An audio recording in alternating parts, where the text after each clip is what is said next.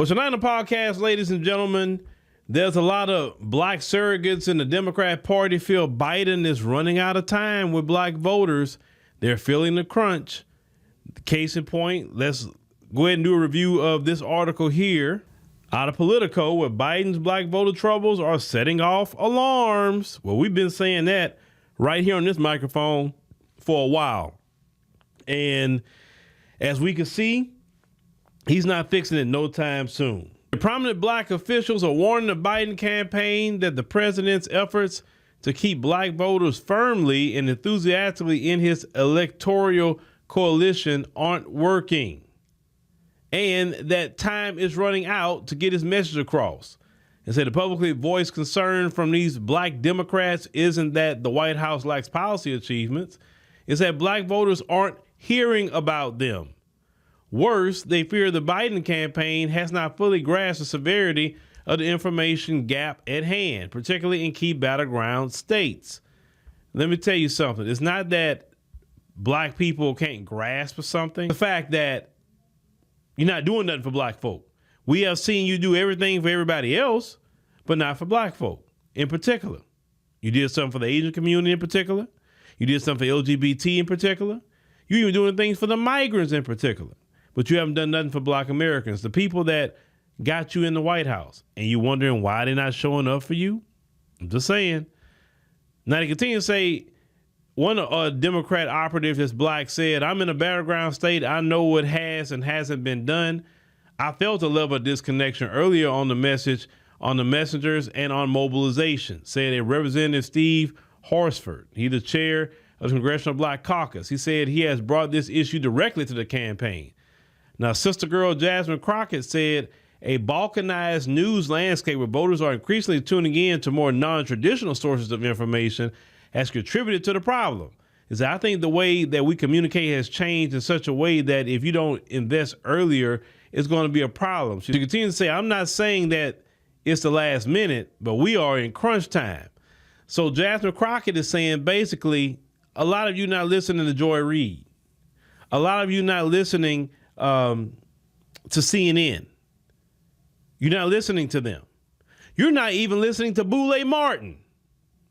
You're listening to more people like myself, right? And listen, let me tell you Democrats something and Republicans something. The way to get to the voters now is not going to be through MSNBC, Fox News, CNN, and the rest of them. It's going to be through independent news organizations, podcasts, etc., that has the pulse of the people, because that's what the people are tuning in. So maybe y'all need to take that good government money and open it up for people like, us on these microphones. Because if that's the place you think you can get an audience, you maybe won't come talk to us a little bit. But see, the problem why you don't want to talk to us is, one, we're not your boule circles. We're not, that's number one. Two, you don't want to be pressed on certain issues. You don't want to be asked certain questions. You don't. And that's really the problem. Now, if I had to run for office, you better believe I'm going through all the microphones I can to get to the people. Now, I say, but more privately, Democratic operatives express other fears, including that black influencers and media personalities have soured on Biden. Look at there. Are y'all admitting in Politico that these microphones are now king and queen makers? Are you saying that now? Are you saying that the mainstream media has no relevance in galvanizing anybody about an election? Sure, they can just be there to report things and breaking news in real time because they got the resources to do it. Hell, I would do it if I had the resources. But when it comes to talking to the people in a political sense, you're admitting, at least the Democrats are admitting, that if black influencers or black media personalities don't like you, then maybe the people are going to have a problem with you too. They continue to say, and that the president himself had eschewed major interviews and less scripted campaign styles, making him less accessible to voters. That black leaders also see the community as open to Donald Trump's campaign targeted entreaties. So they're admitting and say, hey, the black community will listen to Trump. This is not going back to 2020. This isn't 2016. No, they're actually listening to both sides now. They continue saying while black voters, according to surveys, are supportive of Biden policies like student debt relief and funding for historic black colleges, when they're familiar with them, they say the stubbornness of inflation remains a huge concern, as with broader public. And they say those concerns can prove especially critical in the battleground states of Georgia, where black people make up 32% of the eligible voting population, in North Carolina, where they account for roughly 22%, even a slight dip in support among black voters in states like Pennsylvania, where roughly 10% of eligible voters are black, could cost Biden the election. Though Horsford said he believes the campaign has begun to make changes, on Wednesday it launched the Black Voters for Biden-Harris at a splashy campaign rally with the president and vice president at a black college in Philadelphia. Once again, why are you saying that basically black people will make and break the election for Democrats? Why you didn't think about that when you gave the Asians the hate crime bill? Huh? Hello? Anybody home? Think, McFly, think. Why y'all didn't give a black people? If you'd have gave black Americans an anti-black hate crime bill, or even added black Americans to that bill, you wouldn't have this problem right now. You would not have this problem. But y'all are so dead set in not doing nothing specifically for black Americans. And now black Americans see you. He continued to say he also noted that he wasn't the only notable Democrat to talk to Biden re-election team about his fears. He said black Democratic operatives in the field say their research shows that the information gap problem Biden faces is severe and that it's causing a dip in enthusiasm. And say it's in a recent North Carolina focus group of black voters conducted by Black PAC. Those who backed Biden in 2020 said they felt the promises he made to their community hadn't come to fruition. Translation, he didn't do nothing. The voters that Black PAC has focused on are the working class black voters who don't attend Morehouse College or even end up in HBCUs. In other words, the rank and file black person. And say the PAC believes these voters have yet to hear about Biden's accomplishments and could determine the election results, and say in several key states. It said, and I quote, say, it is that distinction between the MSNBC crowd and getting their political information from social media sources, said a Cornell Belcher who has conducted the focus groups for Black PAC and was President Barack Obama's pollster. He said that's really the big difference. If they are watching Joy Reid, they know Biden's accomplishments. If they are spending time in the Shade Room or a dozen other social media news sites, they never hear that Biden used an executive order to ban chokeholds in federal office. Oh no, on this microphone and on our platforms, we talked about what Biden done with the executive order with chokeholds with federal law enforcement. But this is what we covered too, which you're not saying. The majority of black Americans don't have run-ins with federal law enforcement. Like FBI, U.S. Marshals, Coast Guard, Border Patrol. No, most black Americans have run-in with city cops, state police, county police. That's where most of the run-ins happen. That executive order that you're talking about does nothing in the cities. Does not a thing. That only covers federal law enforcement. We talked about that here. So yes, we know about the executive order. We're going to cover those things. Our viewers are very smart. Very, very smart. Y'all sitting up here doing this black people are dumb stuff because they don't listen to Joy Reid. Nobody's listening to Joyless Reid.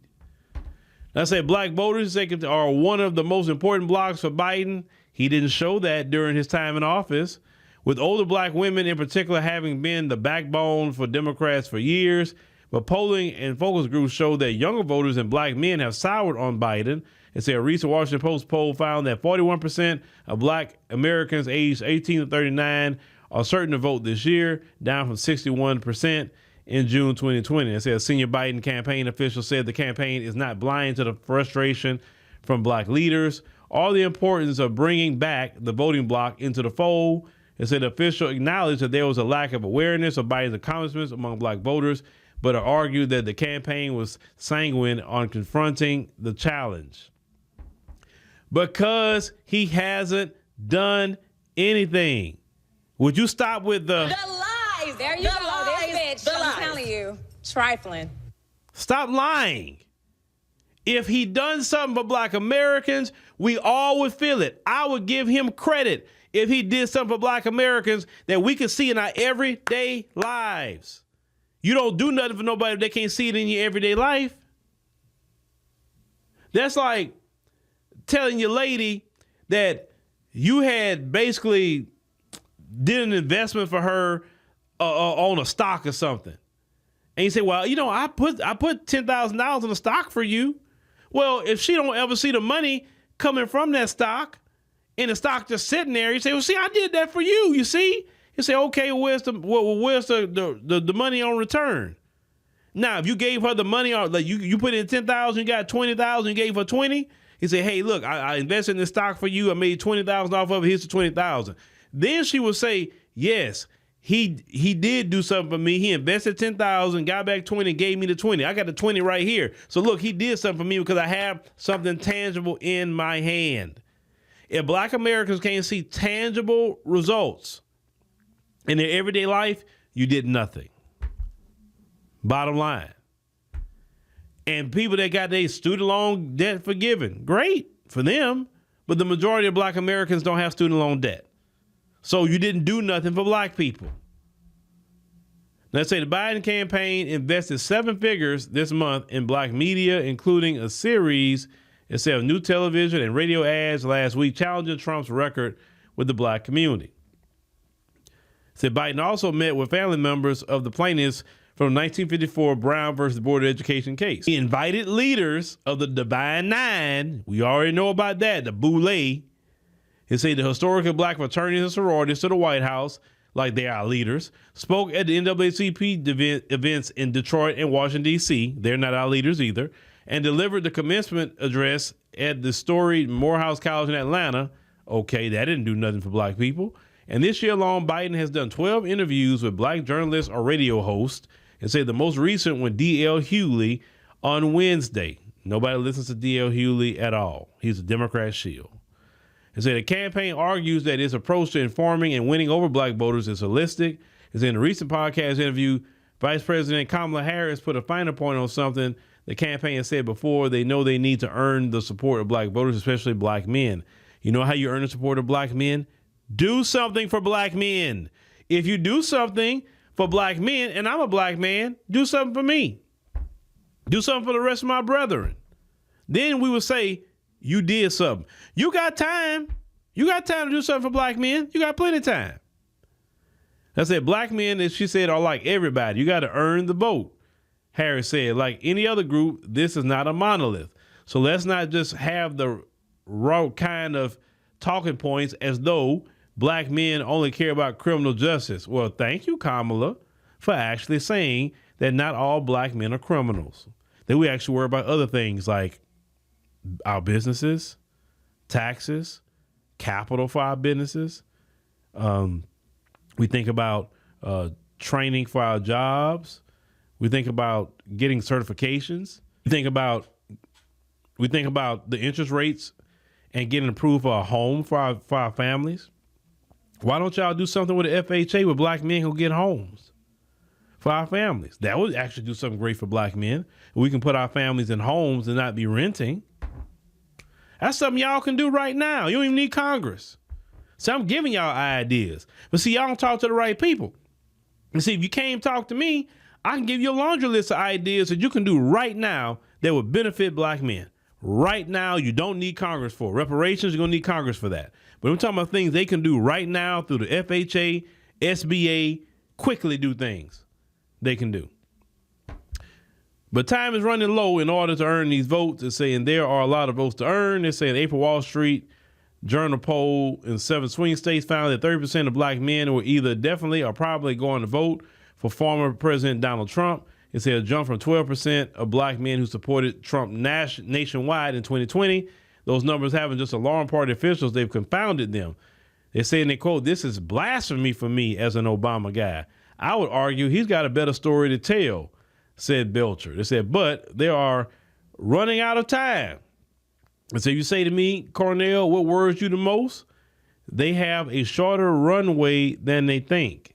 So even the black shields are saying that Biden is in the fourth quarter and Biden is approaching the 2-minute warning.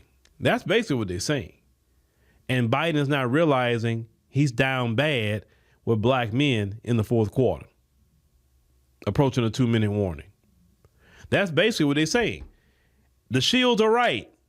The Democrat operatives who are black are 100% right in everything they're saying. They better listen to them or Biden gonna lose that election. The only way Biden don't lose that election unless they put Trump in jail at this point. That's the only way he'll win. Because I don't know a lot of people happy to go vote for Biden. Sorry. Of course, you got some people that die hard Democrats. They're going to vote for Biden. They don't care about what Biden do. You know what I'm saying? They don't care. But we're talking about black people who got a lot of sense to say, wait a minute, this dude not it, man. Look at our life. Look at what we're going through with this dude. That's the black people that's going to make and break that election right there. And a lot of black men are talking about voting. And we just had our live stream on African Diaspora News Channel. Y'all, those of you who came and was there, you heard black men and black women talking about voting for Trump. And they trying to brand that, oh, you must be a sellout if you vote for Trump. It's not that they want to vote for Trump because they're Republican. That's why I keep saying that. It's not about Republican. It's about what Trump's offering and what Trump is not offering, at least what the Democrats are doing. That's really what a lot of it is.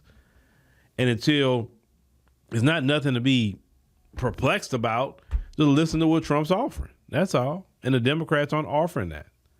They keep offering everything that LGBT, abortion, voting rights, and all of that, right? Migrants. But they're not thinking about black folks, and black folks, in the end, is not going to think about them.